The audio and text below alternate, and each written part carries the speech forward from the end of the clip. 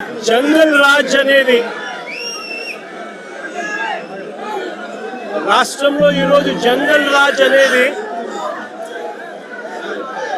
ఏ స్థాయిలో ఉంది అని అంటే ప్రజాస్వామ్యం ఎప్పుడో కూని అయిపోయి రాష్ట్రంలో ఉన్న పాలకులు ఈరోజు జంగల్ రాజ్ అంటే ఒక భయానక వాతావరణంతో రాష్ట్రాన్ని పరిపాలించే కార్యక్రమం ఈరోజు జరుగుతూ ఉంది. నేను అడుగుతా ఉన్నాను, ఈరోజు అంబటి రాంబాబు అన్న విషయంలో జరిగిన విషయమైతేనేమి, ఈ మధ్యకాలంలో జరిగిన జోగి రమేష్ ఇంటి మీద దాడి విషయమైతేనేమి, విడుదల రజనీ అమ్మ మీద అటాక్ చేసిన విషయమైతేనేమి, గోళ్ళ బ్రహ్మనాయుడన్న మీద అటాక్ చేసిన విషయమైతేనేమి, అన్నీ కూడా ఈ మధ్య కాలంలోనే జరిగిన ఈ కొన్ని ఘటనలు మాత్రమే ఉటకరించినా కూడా జంగల్ రాజ్ అనేది ఏ స్థాయిలో ఉంది ఈ రాష్ట్రంలో అన్నది ఇట్టి అర్థమయ్యే విషయాలు. నేను అడుగుతా ఉన్నాను, అంబటి రాంబాబు అన్న చేసిన తప్పేమిటి అని అడుగుతా ఉన్నా.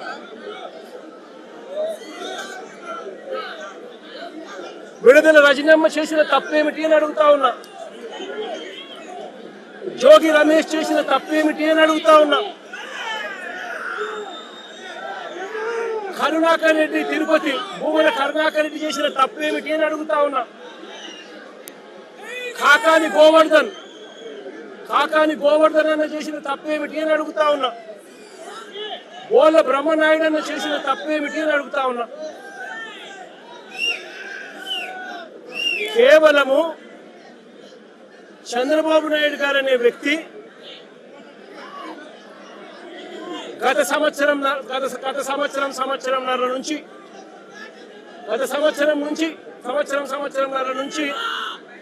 చంద్రబాబు నాయుడు గారు కావాలని ఉద్దేశపూర్వకంగా అబద్ధాలతో కూడిన ప్రకటనలు చేస్తూ ప్రజలను మభ్యపెట్టే కార్యక్రమం చేశాడు. తిరుపతి నెయ్యిలో, పవిత్రమైన తిరుపతి నెయ్యిలో భక్తుల మనోభావాలను దెబ్బతీసే విధంగా కావాలని కుట్రపూరితంగా ఆ నెయ్యిలో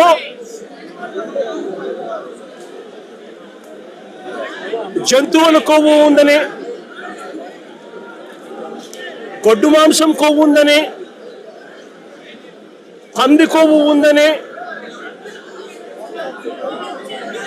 చేప నూనె కలిసింది అని అంటూ రకరకాలుగా చంద్రబాబు నాయుడు గారు కొడుకు, ఇదే చంద్రబాబు నాయుడు గారి పార్టీలో తనతో పాటు కలిసి ఉన్న మరో పవన్ కళ్యాణ్ అనే మరో నాయకుడు ఉద్దేశపూర్వకంగా మన వెంకటేశ్వర స్వామి ప్రతిష్టను మనమే దెబ్బతీస్తున్నాము అని చెప్పి ఏమాత్రము కూడా కనీసము దేవుడంటే భయము లేకుండా, దేవుడంటే భక్తి లేకుండా రాజకీయాల కోసం దేవుడిని ఉపయోగించడం మొదలుపెట్టారు. వీళ్ళు చేసిన ఆరోపణలు ఏదైతే ఉన్నాయో ఆ ఆరోపణలన్నీ కూడా అవాస్తవము అని ఏకంగా NDDB national dairy development board, NDDB NDRI national development research institute, ఈ రెండు కూడా కేంద్రానికి సంబంధించిన ల్యాబులు. కేంద్రానికి సంబంధించిన ఈ ల్యాబులు వీళ్ళ హయాంలో వీళ్ళు ఇచ్చిన టెస్ట్ శాంపుల్, అవి టెస్ట్ శాంపుల్ కూడా అనలైజ్ చేసి వాళ్ళు సిబిఐ ఆధ్వర్యంలో అనలైజ్ చేసి ఈ నెయ్యిలో జంతువుల కొవ్వు కానీ, గొడ్డు మాంసం కొవ్వులు కానీ, పంది కొవ్వు కానీ, చేప నూనె కానీ, ఇటువంటివి ఇంకొకటి కానీ ఇటువంటివి ఏవి లేవు అని చెప్పి నిర్ధారణ చేసి సర్టిఫికెట్లు ఇస్తే ఆ సర్టిఫికెట్లు సాక్షాత్తు సిబిఐ వాళ్ళ సిబిఐ ఛార్జ్ షీట్లో ఈ ఎన్డీడీబీ సర్టిఫికెట్, ఎన్డీఆర్ఐ సర్టిఫికెట్ రెండు కూడా పెట్టి సిబిఐ ఛార్జ్ షీట్ కూడా క్లోజర్ ఇచ్చింది. నేను అడుగుతా ఉన్నా, తప్పు ఒకవేళ చేసుంటే ఆ సిబిఐ ఛార్జ్ షీట్లో వైవి సుబ్బారెడ్డి గారి పేరు, కరుణాకర్ రెడ్డి గారి పేరు ఎందుకు చేర్చలేదు?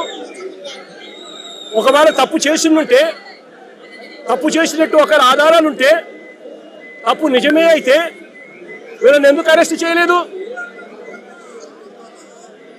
అంటే సిబిఐ క్లీన్ చిట్ ఇస్తా ఉంది, ఎటువంటి తప్పు జరగలేదు అని వీళ్ళ పేర్లు కూడా ఛార్జ్ షీట్లో పెట్టకుండా, వీళ్ళని అరెస్ట్ చేయకుండా సిబిఐ క్లీన్ చిట్ ఇస్తా ఉంది. ఎన్డీడీబీ ల్యాబ్, ఎన్డీఆర్ఐ ల్యాబ్, ఈ ల్యాబులు కూడా క్లీన్ చిట్లు ఇస్తా ఉన్నాయి. మరి ఇన్ని క్లీన్ చిట్లు ఇస్తా ఉన్న సందర్భాలలో అసలు ఈ సిబిఐ అనేది ఎందుకు వచ్చింది? వైవి సుబ్బారెడ్డి గారు సుప్రీంకోర్టుకు వెళ్ళి రాష్ట్ర ప్రభుత్వం చేస్తా ఉన్న ఆరోపణలు తప్పు, వీటి మీద విచారణ చేయండి అని వైవి సుబ్బారెడ్డి గారు సుప్రీంకోర్టుకు వెళ్ళి కేసేస్తే సుప్రీంకోర్టు వైవి సుబ్బారెడ్డి గారి పిటిషన్ మేరకు సిబిఐ చేత విచారణకు పర్మిషన్ ఇచ్చింది. వాళ్ళు విచారణ చేసి వీళ్ళెవరూ తప్పు చేయలేదు అని చెప్పి నిర్ధారించి ఎన్డీడీబీ, ఎన్డీఆర్ఐ ల్యాబుల సర్టిఫికెట్లు కూడా పొందుపరిచి క్లీన్ చిట్లు ఇస్తే చంద్రబాబు నాయుడు గారు అనే వ్యక్తి, పవన్ కళ్యాణ్ అనే వ్యక్తి, నారా లోకేష్ అనే వ్యక్తి, ఇంకా ఇటువంటి అన్యాయస్తులు ఎవరైతే ఉన్నారో వీళ్ళంతా కూడా చేసిన తప్పుకు చంపలేసుకొని ప్రజలకు, వెంకటేశ్వర స్వామికి చేసిన తప్పులకు లెంపలేసుకొని క్షమాపణ కోరాల్సింది పోయి ఇదే చంద్రబాబు నాయుడు గారు, ఇదే లోకేష్ అనే చంద్రబాబు నాయుడు గారి కొడుకు, ఇదే పవన్ కళ్యాణ్ అనే ఇంకొక వ్యక్తి, వీళ్ళంతా కూడా కూడబలుపుకొని మళ్ళీ అదే అబద్ధాలను నిజమనిపించే విధంగా చెప్పాలని చెప్పి గోబెల్స్ ప్రచారం చేయాలి అనే దుర్బుద్ధితో, దురాలోచనతో వక్రీకరిస్తూ ఏకంగా ఫ్లెక్సీలు పెడతారు. నేను అడుగుతా ఉన్నా, తప్పుడు సమాచారాలతో, తప్పుడు విషయాలతో, కుల మతాలను రెచ్చగొట్టే విధంగా అబద్ధాలతో ఫ్లెక్సీలు పెట్టే అధికారం ప్రజాస్వామ్యంలో ఎవరికైనా ఉందా అని అడుగుతా ఉన్నా. ఇదే మాదిరిగా మేము కూడా ఫ్లెక్సీలు పెడితే మీరు ఒప్పుకుంటారా అని అడుగుతా ఉన్నా ఇదే చంద్రబాబు నాయుడు గారిని. సూపర్ 6, సూపర్ 7 ఎన్నికలప్పుడు మోసం చేశావు, బాండ్లు ఇచ్చావు, సూపర్ 6, సూపర్ 7 అని చెప్పి ఎన్నికలప్పుడు చెప్పావు, ఎన్నికలు అయిపోయాక మోసం చేశావని చెప్పి ఫ్లెక్సీలు పెడితే ఒప్పుకుంటావా చంద్రబాబు అని అడుగుతా ఉన్నా. అబద్ధాలు చెప్తూ, వక్రీకరిస్తూ అన్యాయాలు చేస్తా ఉన్న ఈ వ్యక్తి మీద ఇలాంటివే ఇంకా ఎన్నైనా చేస్తూ ఫ్లెక్సీలు పెడితే ఒప్పుకుంటారా అని అడుగుతా ఉన్నాను. అబద్ధాలు చెబుతూ, మోసం చేస్తూ, వక్రీకరిస్తూ, దుర్బుద్ధితో ఫ్లెక్సీలు పెట్టి భావోద్వేగాలను రెచ్చగొట్టే కార్యక్రమం ఒకవైపున చేస్తూ మరోవైపున చంద్రబాబు నాయుడు గారిని ఏకంగా సిబిఐ తన ఛార్జ్ షీట్ వేసిన నేపథ్యంలో